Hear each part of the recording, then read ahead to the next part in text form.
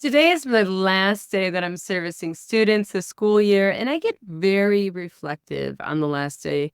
And I think of the year as a whole, and I think about what issue is really on my mind that I think we really need to discuss more than any other issue. So this is where I really take a wide angle lens at the kiddos I work with and what I think is something we really need to work on. And I think that would have to be behavior. And I want to talk about behavior today because I think many of us are engaging in emotional based practice. What I mean by an emotionally based practice is that if the child is upset, the idea is you need to do something about that. That's not okay. And if you're not doing something about that, you're being dismissive or you're being directive.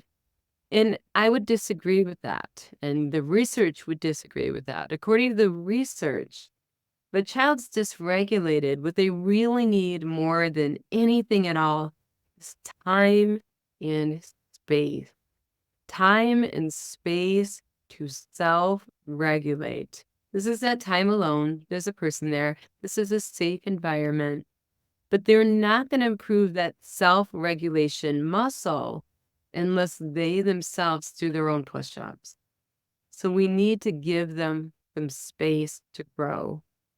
Now, what I'm seeing a lot of is the opposite of what you want to do if you want the child to improve in regulation. And that is there's a lot of rewarding of dysregulation. And I don't think this is on purpose. I think that people are very well-meaning, and I think that they're learning these strategies from social media, from sound bites, and from emotionally based practice. And they think this makes sense. This is a good thing to do. I'm helping the child. When really you're inhibiting the child's ability to grow by rewarding the dysregulation, by rewarding the fight, flight, freeze, amygdala, brain. You're encouraging the child to be in that state more often. So today we're going to cover 4 common practices that I see a lot of. And I see a lot of encouragement of these practices on social media, and they're very popular. These are people, they get lots and lots of likes and lots of comments. However, just because it's popular doesn't mean that's what you should be doing. You really have to look at logic. You really have to know your research. You really have to know, is what I'm doing empirically supported? Because the children's neuroplasticity in the brain is at the highest level right now, and there's a lot of rewiring going on. And it could be rewiring for better, or it could be rewiring for the worse.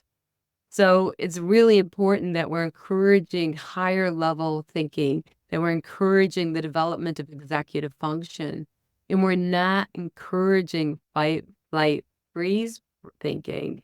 So I'm going to go through 4 common behaviors that I'm seeing today that are very concerning because these behaviors are not going to improve behavior. They're going to make behavior worse because these behaviors are going to encourage the child to be dysregulated more often at a higher quality of dysregulation, and it's going to maintain it for a longer period of time. And let me explain how and what I'm seeing. So these are 4 behaviors that I'm seeing by well-meaning individuals that are actually causing more harm than they are helping the child. And the first one is providing attention and sensory feedback to a child who's dysregulated. Now, I must admit, I've done this as well. We have a child coming in, for instance, off of the bus. The child is just so dysregulated. It was the worst bus ride ever. And it's so easy to give them deep pressure. It's so easy to sing to them and give them bubbles and calm them. But we need to remember that what we're doing is we're taking that fight, flight, freeze brain, that dysregulated state, and we're taking sensory feedback and attention, which are very powerful, and we're linking that to dysregulation. So what we're teaching the child is that dysregulation feels good. When you're dysregulated, you get sensory rewards and you get attentional rewards. And what that's going to do is that's going to make the behavior stronger. That means the behavior is going to occur more often, going to occur at a higher level perhaps, and it's going to maintain longer term. So you're cementing that behavior when you add attention and sensory reward to it. So if you were not to add the sensory and attention reward, the behavior would likely over time extinguish. We would see less and less of this dysregulation. So let's look at the second area that I see a lot of, in which well-meaning adults, they're actually causing more harm than good in responding to these dysregulation. So it's kind of like if you see a child in a store and they're having a huge tantrum and you get them the candy bar. So you get them the candy bar and they're happy, you're happy, everyone in the store is happy, the child's not disrupting the world. However, what's going to happen? The child is going to do it again more frequently and probably at a larger state until they get that candy bar next time. So it's going to happen again. You took that child crying for the candy bar, you gave them attention, and you gave them a candy bar. So what's going to happen? You cemented that behavior, so it's more likely to occur in the future. So it's more likely to occur at a larger level until they get that candy bar and that behavior, so that it's more likely to maintain. If you did not give the child the candy bar, you did not give the child the attention, it's more likely to stop. The behavior is more likely to fade away. So the second behavior that I see a lot of is sometimes referred to, we're doing co-regulation strategies. I get it, but not when the child's dysregulated. So you have a child that's having a big tantrum and you come over and you say, I am mad.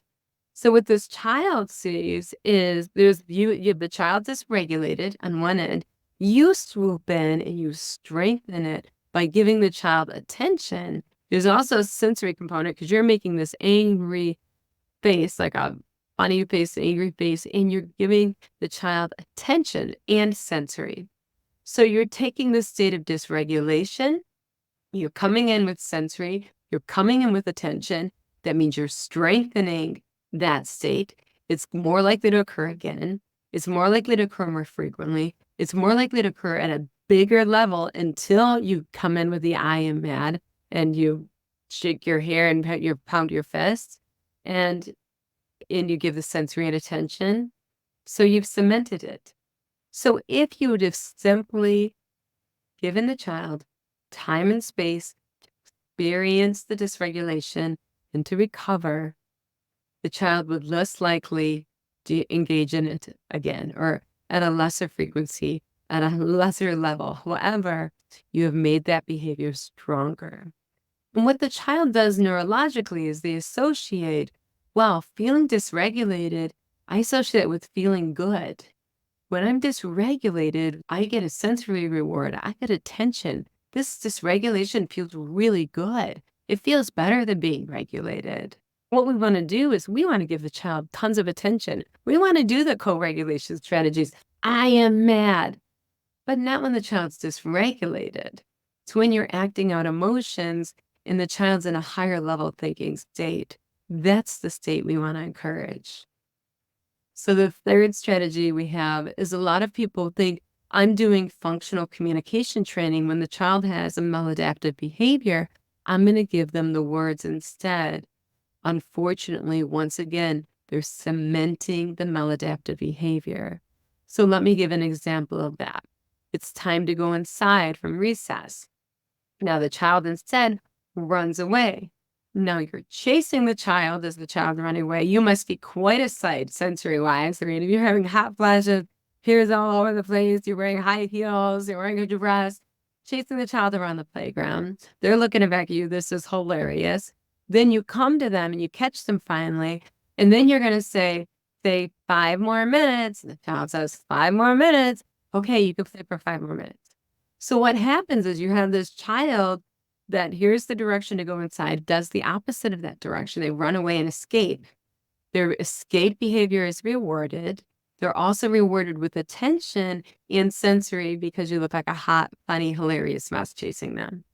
So what you've done when you've done that is, once again, with this behavior, you have made this behavior stronger. The behavior is more likely to occur again in the future. The child is more likely to do it at a higher level until he gets that reward that you just gave him, because that was a lot of fun, seeing you like that, catching him, and then doing the 5 more minutes after that. So we've got, okay, we got the escape, we got the tangible reward, we got the sensory reward, and we got attention. Like, we're 4 for 4 here. This behavior is happening again. You better believe it. People, they're well-meaning. They're saying this is functional communication training. No, what you've done is the opposite of what you want to do. You want to teach these children functional communication training when they're calm, when they're in higher level thinking state. You want to teach them before it's time to go. Okay, we can go in right now, or you can have 5 more minutes. Okay, let me know 5 more minutes. 5 more minutes. Okay, I'm going to set the timer and you get 5 more minutes because you told me 5 more minutes. That's what you want to do. You want to reward the higher level thinking state, the logical thinking state, not the amygdala brain, fight, flight, freeze brain. Where your attention goes, the energy will flow. What you focus on, you're going to see more of. So we want to focus on times when the child is regulated, not focus our attention when the child is dysregulated. The fourth one we have here is the calming strategies. Now, for the calming strategies, the child is really dysregulated. And a lot of times we have all these creative ideas where we're going to take their favorite character, Super Mario Brothers, and we're going to count 10 Super Mario Brother coins. And then they're going to get a sticker, Super Mario sticker after that. So you have a child that's having a tantrum. Then you come over with their Super Mario chart.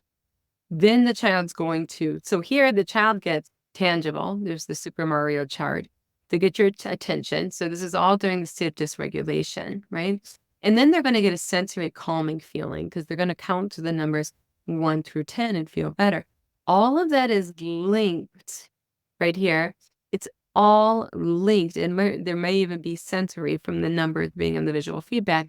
It's all linked to the amygdala brain, to being dysregulated.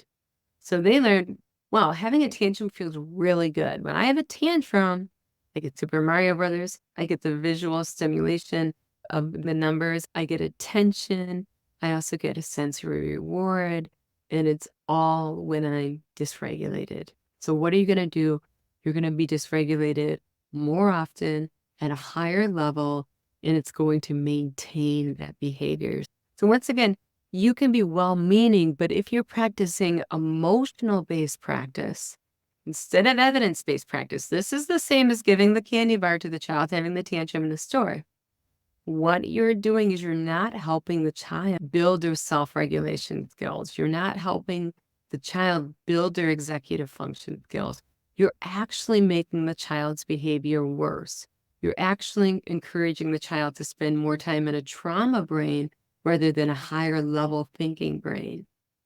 So this is very, very, very important, because I think that you see these sound bites on social media and they'll say something like, planned ignoring is being dismissive of a child's feelings. What are you talking about?